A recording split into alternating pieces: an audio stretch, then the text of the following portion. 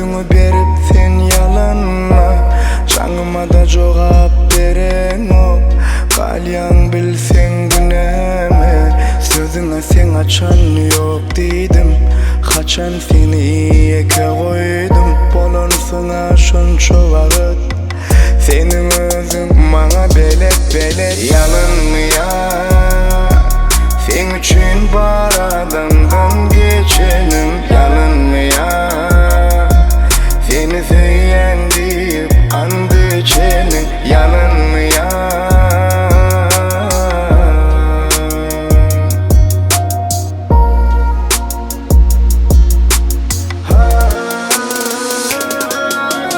Dur yüzüme, seni bir önceden bulsam dur yüzüme. Yeke oyup giden bulsam dur yüzüme. Mehirsiz üşüdün bulsam dur yüzüme. Dur yüzüme, bir vefalık eden bulsam dur yüzüme. Seni bir umudun bulsam dur yüzüme. Ya sözünden çıkan bulsam dur yüzüme. Meğer bu dediğin derinde bana yaşama.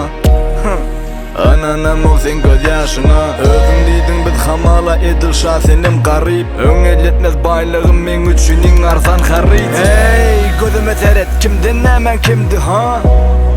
Sen üçün dostumdan tenim ha? Sen hakta keplen barın pozuma. Diline çorada diyeme yekece sözümüm yerde kalmadı.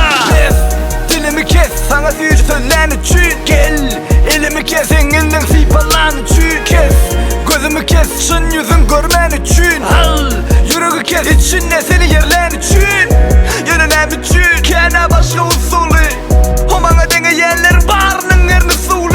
Yüreğimde biri var, şayet biri var. Asıl verde hile var.